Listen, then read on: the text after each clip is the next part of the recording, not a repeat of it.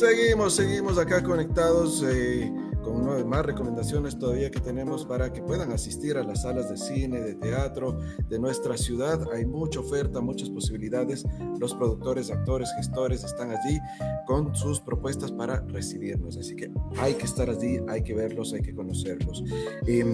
Ahora vamos a conversar con el señor Patricio Vallejo Aristizábal, querido gran amigo, el director, fundador de Teatro Contra el Viento, escritor de varias obras. Justo hoy estamos por fin sorteando este textito que me quedó pendiente. No me lo voy a quedar yo, tiene que ir a las manos de uno de los interesados. Ya tengo varias personas que me dijeron, yo me apunto al libro, quiero ese libro. Caminos sobre arenas movedizas del volumen 3, es espectacular. Pero hoy no vamos a hablar de este libro, hoy vamos a hablar de este de acá. El canto del amanecer, de Patricio Vallejo Aristizábal. Pato, querido, un gustazo verte digitalmente. Hola, Santiago, querido. Qué grato saludarte, charlar contigo, felicitarte por el proyecto y pues augurarte lo mejor, augurarles a ti, a Caro, que este proyecto de Entre Telones Digital sea excelente y que vaya creciendo la audiencia y que estos temas que nos apasionan se vayan convirtiendo de a poquito en temas de conversación también en este país que tanta falta nos hace. Absolutamente. Gracias a ti por darnos este tiempito para conversar de este canto al amanecer. Quiero leer esta parte introductoria que la escribe el Luchito Monteros, que hace la presentación del texto, que me parece genial como para introducir a todos los que nos están escuchando y viendo de qué va este librito, El canto del amanecer. El canto del amanecer y otros relatos es una colección de narrativa corta que da cuenta de al menos 30 años de escritura. 30 años, es rapidísimo decirlo, ¿no? 30 años de escritura. Esto permite constatar cómo han transitado el tiempo por las preocupaciones, perspectivas, incluso personajes y situaciones del autor.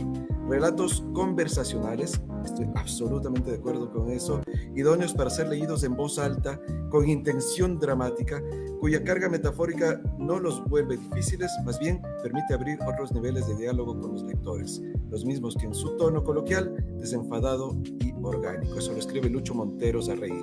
¿Qué te dice esa descripción que hace Lucho? Yo estoy bastante de acuerdo con eso, además de que me encantan los cuentos que hasta ahora voy. Bueno, para mí siempre es grato contar con el Lucho, con quien nos une una amistad larguísima, pero sobre todo ese encuentro fraterno alrededor de la palabra, del lenguaje, de la escritura. Creo que lo que él intenta decir tiene que ver con el hecho de que mi relación con la escritura ha sido un poco particular, porque paralelamente a toda mi vida teatral, que ya está este año cumpliendo 43 larguísimos años desde que empecé a dedicarme al teatro, pero paralelamente siempre escribí. De alguna manera, la dirección escénica, la formación de actores e incluso, si quieres, el ensayo sobre teatro fue lo que centró toda mi atención. Mis primeros libros, Teatro y Vida Cotidiana, La Niebla y la Montaña, Un Relámpago sobre el Lago, son ensayos sobre teatro, estudios sobre el teatro precolombino, cosas que escribía y publicaba, pero primero la dramaturgia, más o menos a eso de 2009, 2010, yo recuerdo que me sugirieron, me dicen, mira, tú has escrito todas las obras que Contra el Viento lleva escena, ¿y por qué no las publicas? Entonces acepté el reto y comencé a publicar y me di cuenta que yo había logrado reunir alrededor de 30 obras de teatro, todas estrenadas. Entonces salió el proyecto de Caminando sobre Arenas Movedizas, que ojalá en algún momento se concluya, que era reunir toda mi obra dramática en 5 volúmenes. Hasta ahora están publicados 3. Uh-huh. Pero igual, más o menos hace un par de años, algunos amigos queridos que no sé por qué se me ocurrió, dije, miren, yo escribo desde siempre relatos, yo escribo cuentos. ¿Les gustaría leerles? Y alguna gente me dijo, pero mira, tienes una cantidad importante de cuentos que sería interesante que los publiques. Entonces, junto con la editora del libro, eh, reunimos 11 de esos relatos y surgió esta primera colección. Pero son cuentos que yo he venido escribiendo más o menos desde 1994, me parece que está el primero de los cuentos, uno de los cuentos, digamos, hasta hoy. Entonces, por eso es que Lucho se refiere a esta larga cantidad de tiempo en el que, si bien yo escribía mis cuentos, no los había publicado. Eh, pero bueno, es así. Ahora estoy realmente muy contento y espero que este libro tenga esa capacidad que afortunadamente mi teatro se ha conseguido, que era conquistar espectadores, pues que este libro pueda conquistar a sus lectores. Y seguro que lo va a conquistar, querido Pato. El primer relato, el primer cuento, Hojas Secas, es del año 95, de acuerdo a la descripción que tengo aquí en el libro. Y ese cuento en especial me atrapó de entrada. O sea, además de ser el primero, me dejó, y yo lo separo un poquito tal vez allí de los otros, al menos a los que he leído hasta ahora, que terminé ahora en la mañana de leer Eva y la La vieja vieja vida, vida. la vieja vida, que ya es del 2017.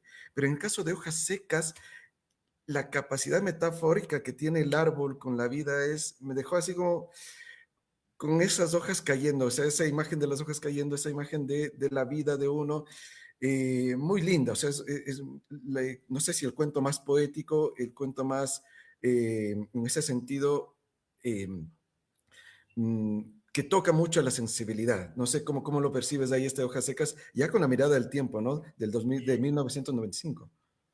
Sí, sí, sí.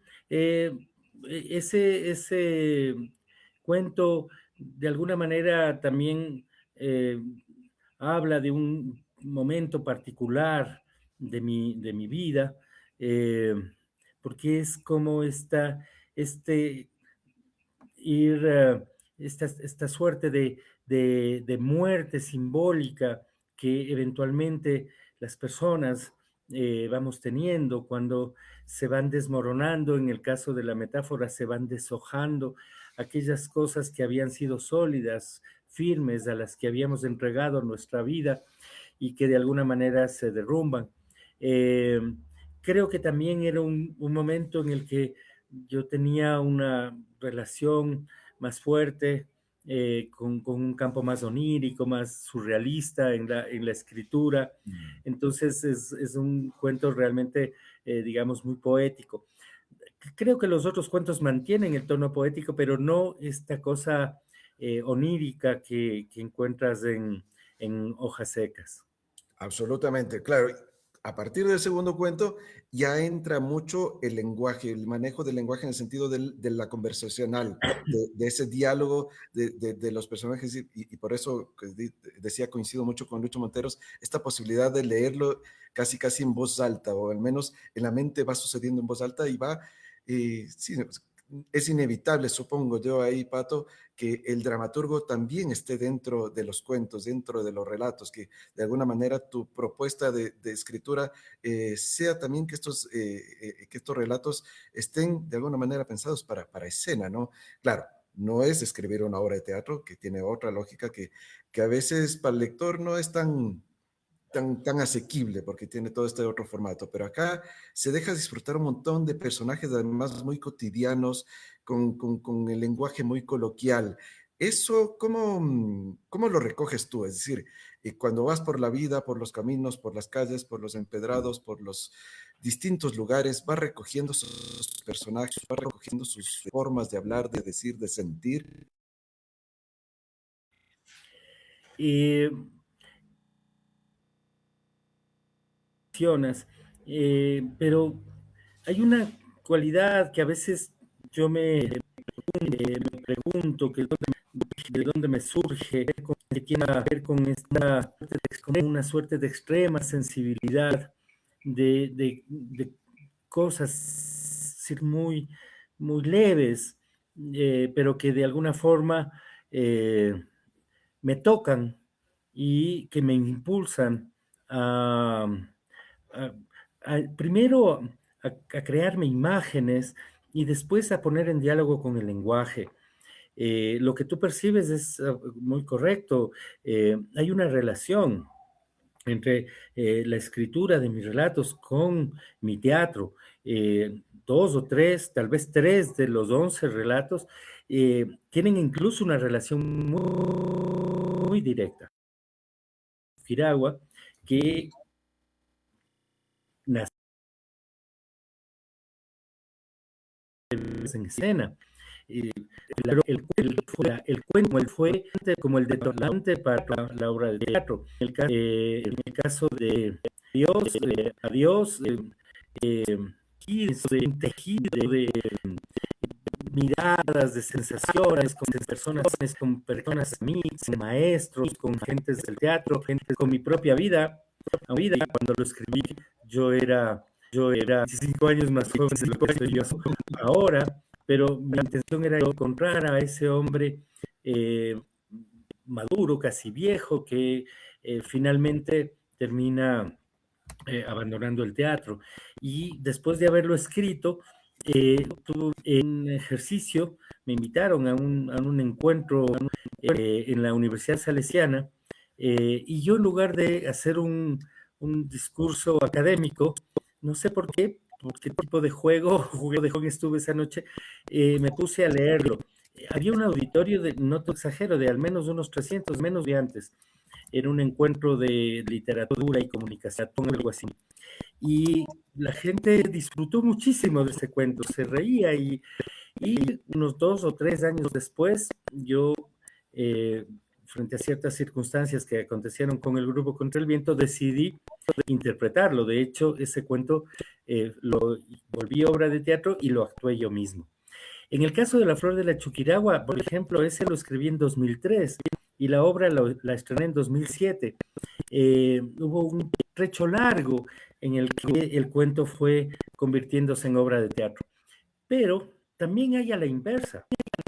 Eva y la vieja vida, que Eva y la cuento que comentabas hace un rato, Ujú. más bien surge de otro montaje que hice en Mm. 2006 que se llama Al final de la noche otra vez. Casi 10 años después, eh, yo veía casi nostalgiando porque esa obra ya no está más en el repertorio de Contra el Viento, y sentía que el lenguaje teatral eh, lo permitía un contacto fuerte, poético con el espectador, pero sentía que esa obra tenía una posibilidad de seguir existiendo, si ya no en la escena, tal Mm. vez a través de la palabra. Y 10 años después de haber estrenado la obra, la transformé en un cuento que lo titulé Eva y la vieja vida. Entonces ahí tú ves cómo hay una relación importante entre mi teatro y mis relatos. Pero no siempre, ¿no? Hay otros relatos que tienen que ver con ese caminar por el mundo y dejarte tocar de una manera detonadora en tu sensibilidad. Y lo otro es ese abrazo que para mí es gratísimo, que es el abrazo con el lenguaje. Mm. Eh, Intentar encontrar esa melodía, ese ritmo, esas palabras que a veces terminan siendo muy efímeras en la vida y que la literatura tiene la capacidad de tenerlas. Y hay una gran aporte coloquial de quichuismos, por ejemplo, Ujú. que habitan todos los relatos que he escrito. Entonces, sí hay una relación con el teatro, pero también hay este caminar por la vida y to ese tocarte sensiblemente con las cosas que miras, que sientes, que hueles. Ujú. Y quiero justamente quedarme un ratito en este Eva y la vieja vida del 2017 porque realmente me dejó, o sea, el personaje de Eva me deja tumbado, me deja con muchas emociones, sensaciones, ver circunstancias, cómo las va enfrentando, cómo las va transitando.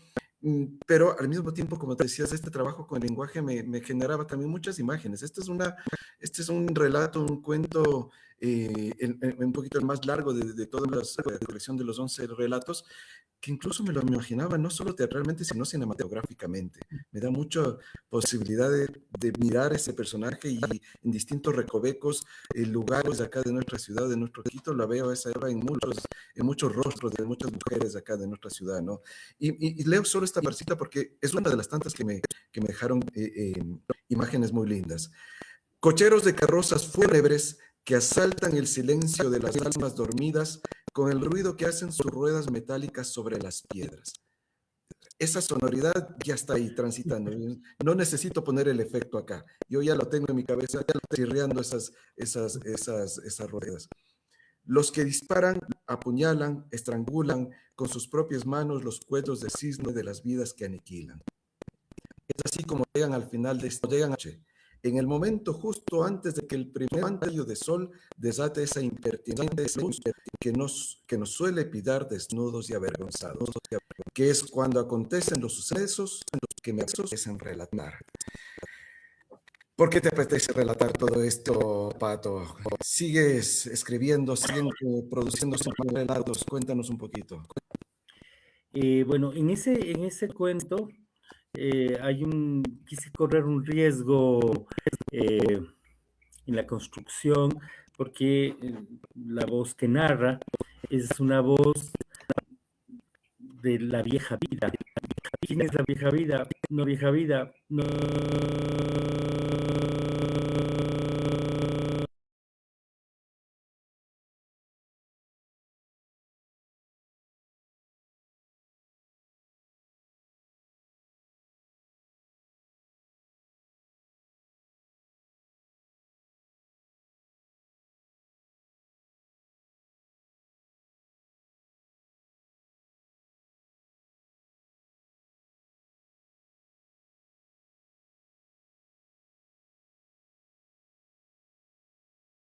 Mismo estamos al borde de nuestra propia aniquilación, si quieres, ¿no? Entonces, tengo la sensación de que una noche en la vida de esta joven mujer expulsada del paraíso del consumo, de la trivialidad, hija de la diáspora, y una mujer que tuvo que aprender a construirse sola, al margen, y donde todo aquello que justifica el cargamontón, el señalar con el dedo, el, el acusar, esta suerte de linchamiento que se hace a los comportamientos de ciertas personas que desafortunadamente no caben en la norma de la sociedad. Eh, me, como que me dio la posibilidad de pensar en esta noche que se alarga hasta justo antes de la madrugada, en el declive máximo, en el momento, en el instante mismo en el que ya este personaje decide terminar con su existencia. Y en ese instante, justo antes de que raye el alba, de que aparezca el sol y nos pille desnudos y avergonzados, esta joven mujer tiene un diálogo con la vieja vida, con este mundo interior y pues al final, por una extraña razón, decide vivir un día más. Es un tránsito entonces del cuento por la noche, por la última noche de esta Eva expulsada del paraíso, hija de la diáspora en nuestro Quito, que todavía tiene esa dualidad, esa persistencia de la ruralidad que se sigue metiendo en la ciudad, que de alguna manera en esas melodías de pingullos, de tambores, en esas danzas de las yumbadas, de los mercados, todavía es persistente a pesar de los vehículos y los rascacielos y el cemento. Entonces, ese universo es el que habita, en el que estaba derrotada y en el que por una extraña razón decide vivir un día más.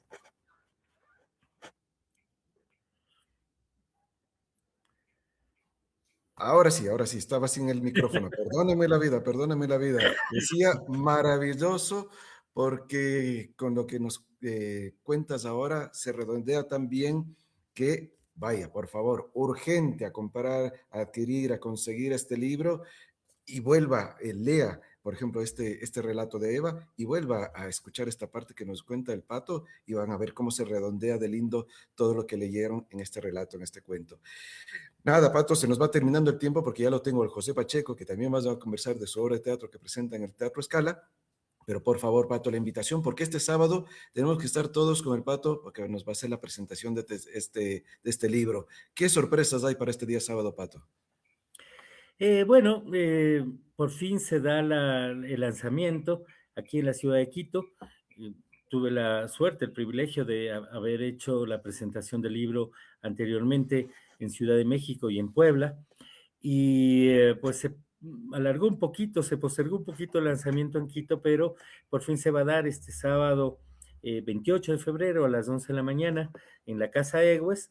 Voy a contar con los comentarios que hacen justamente Lucho Monteros, que es quien me hizo el prólogo del libro, y también Ramiro Lestia, y nos va a acompañar musicalmente nuestro querido Marco Stalin González, que pues interpretará algunos temas, pero yo creo que le va a dar desde la melodía y desde la voz ese encanto. Y bueno, finalmente pues nos tomaremos un vino y yo encantado firmaré los libros de las personas que los adquieran. En todo caso, el libro está ya en las librerías, especialmente quiero recomendar las librerías independientes, esas cálidas, hermosas librerías independientes que con un esfuerzo gigantesco se sostienen. Como tú decías hace un segundo, invitar a los lectores, invitar a sostener la palabra escrita a través de la literatura y a través de los libros, visitando las librerías, adquiriendo los libros. Les invito a adquirir el mío y bueno, los que quieran para que me acompañen en el lanzamiento este próximo sábado. Fantástico. Y como dice justamente acá un comentario de una de las que está conectada ahora mismo y que también le interesa el libro, el otro, el de Arenas Movedizas, pero bueno, dice, queda la tarea de leer el libro del Pato Vallejo. El canto del amanecer, este día sábado 11 de la mañana en Casa Egues, ahí nos encontramos para acompañarle al Pato, para disfrutar de esto lindo. Siempre el conocer, el saber que aparecen estas nuevas obras y además espectaculares para disfrutarlas con tiempo. Dese la pausa.